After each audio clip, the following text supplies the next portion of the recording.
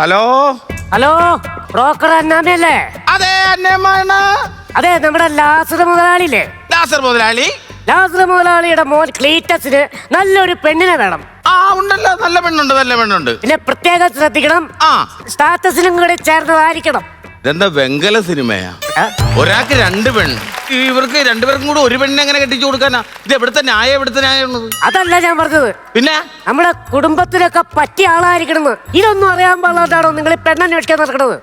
ഒന്ന് വെച്ചിട്ട് വാ. സ്റ്റാറ്റസ് അറിയില്ലേന്ന് എനിക്കറിയാവേ. സ്റ്റാറ്റസ് എന്താന്ന്, കാര്യം എന്താന്ന് അറിയാവോ? ടേക്ക് ഓഫ് അല്ലേ, ഒന്ന് കളറാകാനായിട്ട് ഞാൻ അറിയാൻ പാടെന്ന് പറഞ്ഞ് അഭിനയിച്ച് കാണിച്ചത്. ഒരുപാട് കല്യാണം ഞാൻ നടത്തിയിട്ടുണ്ട്. അല്ലേ എനിക്കറിയാം. എങ്ങനെയാണ് പോണത്? സുഖമല്ലേ? ചെറുക്കന് ഞാൻ നടത്തി കൊടുത്തതാണ് ശ്രുതിയുടെ കല്യാണം. അങ്ങനെ ഗംഭീരമാക്കി വിട്ട സംഭവം. ഇഷ്ടംപോലെ പേരുടെ കല്യാണങ്ങൾ നടത്തിയിട്ട് ഞാൻ കഴിച്ചാണോ? കല്യാണം കഴിച്ചാണോ? ഒരെണ്ണം കൂടി വേണമെങ്കിൽ നോക്കാം. കിടക്കുന്ന സംഭവം ഉണ്ട്. 500 പേരുടെ കല്യാണം നടത്തി. എന്റെ മകളുടെ കാര്യം വന്നപ്പോഴാ കയ്യിൽ നിന്ന് പോയത്. എന്താന്നാ അവക്ക് ഒരുത്തരടി ഇഷ്ടമാണെന്ന്. എന്ത് ചെയ്യാനാന്ന് ഓർക്കണം. എനിക്കാണെങ്കിൽ പ്രേമിക്കുന്ന പെണ്ണുങ്ങളെ കാണുന്ന കല്യാണ്.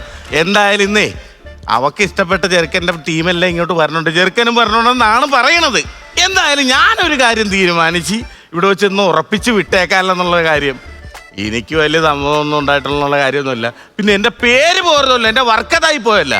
എൻ്റെ ദൈവമേ. ഹലോ. ഓ ഹലോ, പട്ടിയുണ്ടോ? ഉണ്ടെങ്കി കെട്ടിയതാണോ? കെട്ടി 10 പിള്ളേരായതാ. അതല്ലെന്ന്, പട്ടി ഉണ്ടെങ്കിൽ കടിക്കുമല്ലോ. പട്ടി പിന്നെ മൗത്ത് ഓർഗൻ വായിക്കാനായിട്ടാണ് ഇവിടെ കൊണ്ടുവന്ന് നിർത്തിയിരിക്കുന്നത്. ഇങ്ങനെ കേറി വന്നണ്ട. അല്ല പട്ടിയുണ്ടോ? കടിക്കോ? ഇവൻ എന്ത്?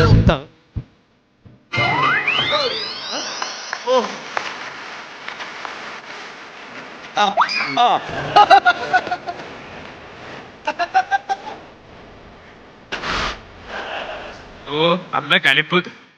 അമ്മച്ചി ആരാ? മനസ്സിലായില്ലേ? ഇല്ല. പയ്യനാണ്.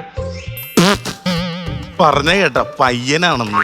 മുതുക്കം വന്ന് നിക്കേ പയ്യനാണെന്ന്. അതല്ല, എന്തിനാണ് നീ? അതല്ല ഞാൻ പറഞ്ഞത്. പിന്നെ ഏഞ്ചലുമായിട്ട് 2 വർഷം പ്രേമിച്ച ജോൺസൺ ആൻഡ് ജോൺസൺ. ആ കൂടെ നീയായിരുന്ന എന്റെ ഏഞ്ചലിനെ സ്നേഹിച്ചത്?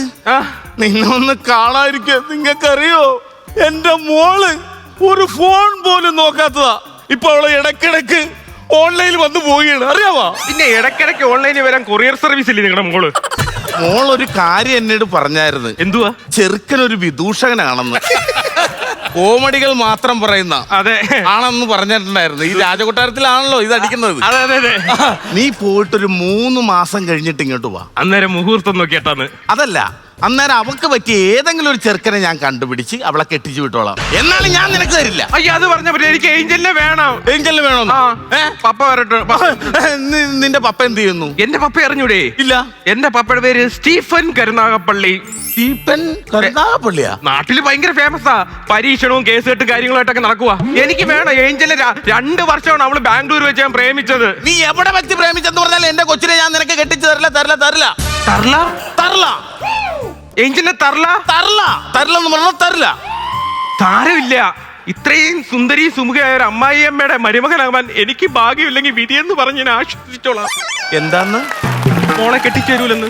അല്ല, അത് കഴിഞ്ഞിട്ടൊരു സാധനം പറഞ്ഞായിരുന്നു. സുന്ദരിയും സുമുഖിയുമായ ഒരു അമ്മായിയമ്മയുടെ മരുമകനാകാൻ പറ്റാത്തവന് എനിക്ക് സങ്കടമുണ്ടെന്ന്. ഋതുമതിയായി തെളിമാനം, സുമവതിയായി നദിയോരം, ഹൃദയമയി നിന്നാണം അമ്മച്ചി കണിമലരാ. പോടാ, പോയി അവിടെ ഇരിക്കി. അപ്പൊ എന്നെ നിനക്ക് അവളെ ഇഷ്ടമല്ലെങ്കിൽ ഞാൻ നിനക്ക് അവളെ കെട്ടിച്ച് തരൂ. വേണം കേട്ടോ. ഉറപ്പായിട്ട് കെട്ടിച്ചിരുന്ന് ഇവിടെ ഇരിക്കും.